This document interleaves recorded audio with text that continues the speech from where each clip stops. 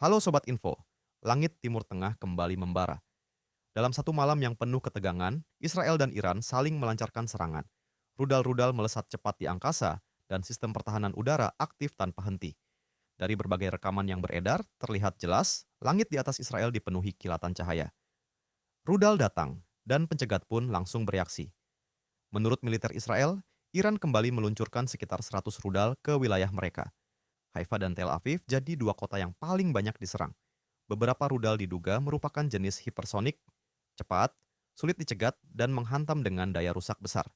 Salah satunya dikabarkan jatuh tepat di Haifa. Tapi Iran nggak cuma mengandalkan rudal. Mereka juga mengirim drone-drone bunuh diri yang menargetkan berbagai fasilitas strategis. Sejumlah bangunan dilaporkan rusak berat. Situasi makin panas, dan balasan dari Israel langsung datang.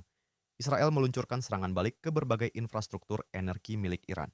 Target utamanya, depot minyak dan fasilitas bahan bakar di Teheran dan wilayah selatan kota itu. Ledakan besar terdengar hingga beberapa kilometer. Namun, pihak Iran mengklaim bahan bakar di depot tersebut tidak dalam jumlah besar dan situasi sudah terkendali.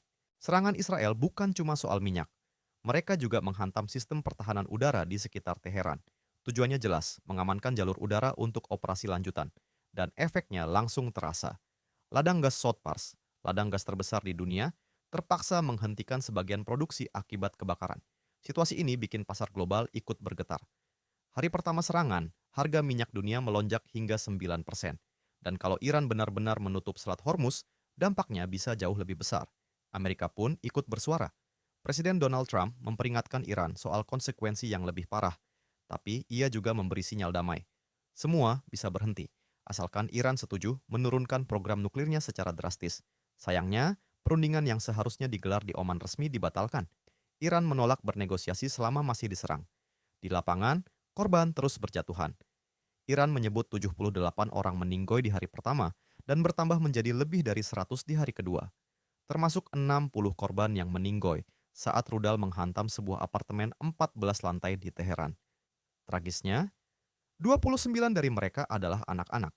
Dari pihak Israel, setidaknya 3 orang meninggoy dan 14 lainnya terluka.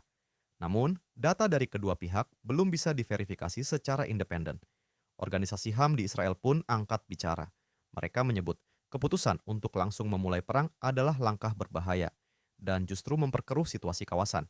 Intelijen Israel memperkirakan Iran saat ini punya sekitar 2.000 rudal balistik jarak jauh dan jumlah itu bisa meningkat jadi 8.000 dalam 2 tahun ke depan. Bahkan, menurut dua anggota Garda Revolusi Iran yang berada di New York, ada rencana awal meluncurkan 1.000 rudal untuk melumpuhkan sistem pertahanan udara Israel. Namun rencana itu tampaknya gagal. Serangan Israel ke pangkalan rudal Iran menghambat pergerakan logistik mereka. Peluncur rudal sulit dipindahkan. Amunisi pun tak bisa segera digunakan. Dan puncaknya, fasilitas pengayaan nuklir Iran di Natanz dilaporkan rusak berat. Kampanye militer Israel yang dinamai Rising Lion berhasil menghantam setidaknya 15 lokasi penting. Beberapa pejabat Iran bahkan mengakui sistem pertahanan mereka lumpuh dan akses ke gudang rudal balistik nyaris hilang total. Situasi ini jelas belum berakhir. Dunia menahan napas, menanti apa yang akan terjadi berikutnya.